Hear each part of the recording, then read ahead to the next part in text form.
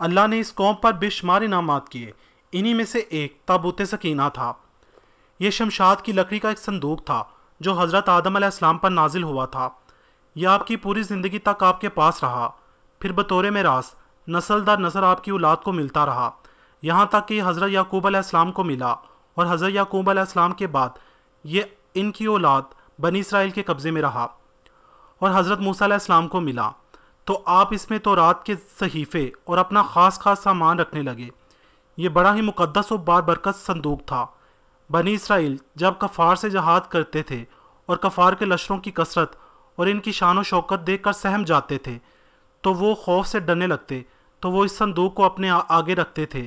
तो इस संदूक से ऐसी रहमतों और बरकतों का ज़हूर होता था कि मुजाहिदीन के दिलों में सुकून और इत्मीनान का सामान पैदा होता था और मुजाहिदीन के सीनों में लरजते दिल पत्थर की चट्टानों की तरह सख्त हो जाते थे और बनी इसराइल को फ़तेह मुबीन हासिल हो जाया करती थी। बनी इसराइल में जब कोई इख्तलाफ पैदा होता था तो लोग इसी संदूक से फ़ैसला करवाते थे। संदूक से फ़ैसले की आवाज़ और फ़तह की बशारत सुनी जाती थी। बनी इसराइल इस संदूक को अपने सामने रख कर और इसको वसीला बनाकर दुआएं मांगते थे तो इनकी दुआएं कबूल होती थीं और बलाओं की मुसीबतें और वबाओं की आफतें टल जाया करती थी। अलगरज ये संदूक यानी ताबूत सकीना बनी इसराइल के लिए बरकतों और रहमतों का ख़ज़ीना था और नुसरत खुदाबंदी के नज़ूल का नहायत मुक़द्दस और बेहतरीन ज़रिया था। मगर जब बनी इसराइल तरह तरह के गुनाहों में मुलव्वस हो गए और इनकी नाफरमानियाँ हद से बढ़ गईं तो इनकी बदअमालियों की नहूसत से इन पर खुदा का ये गज़ब नाजिल हो गया कि कौम अमालका के कुफ़ार ने एक लश्कर जर्रार के साथ इन लोगों पर हमला कर दिया। इन काफरों ने बनी इसराइल का कत्लेआम करके इनकी बस्तियों को जला दिया और इमारतों को तोड़कर सारे शहरों को तहस नहस कर दिया और इस मुतबर्रक संदूक को भी उठाकर ले गए और इस मुक़द्दस ताबूत को कूड़ा खाना में फेंक दिया। लेकिन इस बेअदबी का कौम अमालका पर यह वबाल पड़ा कि ये लोग तरह तरह की बीमारियों और बलाओं में फंस गए, यहाँ तक कि कौम अमालका के 5 शहर बिल्कुल बर्बाद और वीरान हो गए। यहाँ तक कि उन काफरों को यकीन हो गया कि ये इस मुक़द्दस संदूक की बेहुरमती की वजह से हो रहा है। चुनाचे इन लोगों ने इस मुक़द्दस संदूक को एक बैलगाड़ी पर लाद कर बैलों को बनी इसराइल की बस्तियों की तरफ हाँक दिया। फिर अल्लाह ताला ने 4 फरिश्तों को मुकर्रर फरमा दिया जो इस मुबारक संदूक को बनी इसराइल के नबी हज़रत सैमुएल अलैहिस्सलाम की खिदमत में लाए। इस तरह बनी इसराइल की खोई हुई नेमत वापस उनको मिल गई।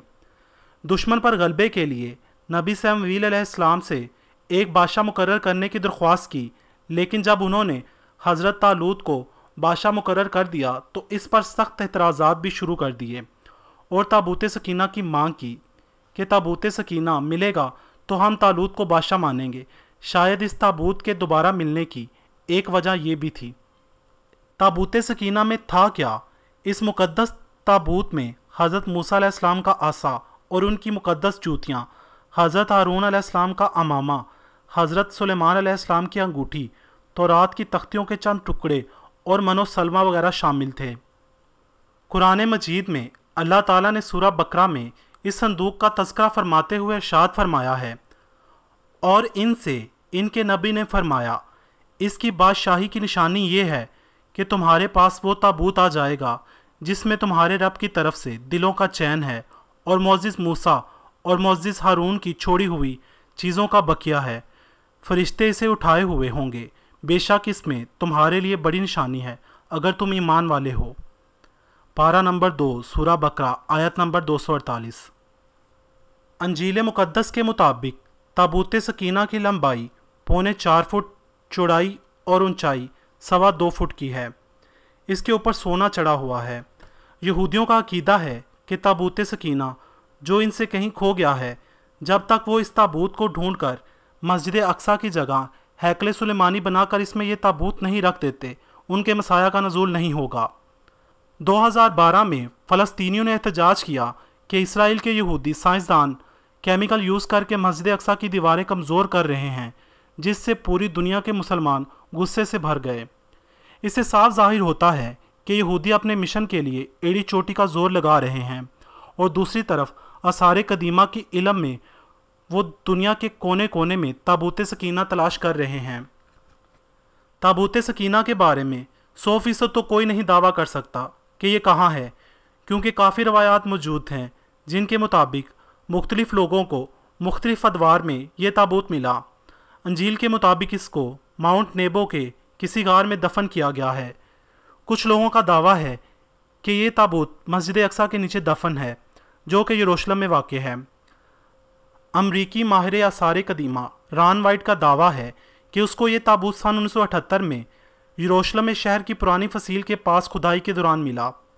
साउथ अफ्रीका के लोगों का दावा है कि ताबूत सकीना को उनके बुज़ुर्गों ने जिम्बाब्वे के किसी पहाड़ी सिलसिले के गहरे गार में दफन किया था। हत्ता कि इटालियन, बरतानिया, आयरलैंड, फ्रांसीसी, मिस्री, साउथ अमेरिका के लोग भी ये दावा करते हैं ताबूत सकीना उनके बुज़ुर्गों को किसी न किसी अंदाज में मिला और उसको कहीं ना कहीं छुपा कर रखा हुआ है। बहरहाल अल्लाह जानता है कि ताबूत सकीना कहाँ है, ये कैसे खोया और किसने खोया।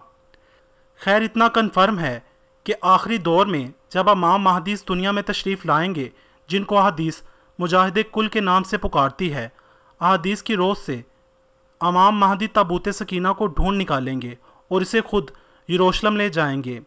उस वक्त दुनिया भर के यहूदी यरूशलेम में होंगे। इमाम महदी अलैहिस्सलाम ताबूत सकीना को खोलेंगे और तमाम यहूदी तस्लीम कर लेंगे कि यही असली ताबूत सकीना है। इसके बाद दज्जाल ज़ाहिर होगा और फिर हज़रत ईसा अलैहिस्सलाम का नज़ूल होगा। ये नज़ूल दमश्क की जामिया मस्जिद के मीनार पर फजर की नमाज के वक़्त होगा। फिर अजीम जंग होगी और इसके बाद याजूज माजूज का फितना बर्पा होगा। इस सब के बारे में मैं अपनी आने वाली वीडियोस में तरतीब वाइज बताऊंगा। अगर आपको मेरी ये वीडियो पसंद आई हो तो इसे लाइक और शेयर करना मत भूलिएगा। कमेंट्स में मुझे अपनी कीमती राय से ज़रूर आगाह कीजिएगा। मज़ीद वीडियोस के लिए मेरा चैनल मेरी कहानी सब्सक्राइब करें। वीडियो देखने का शुक्रिया।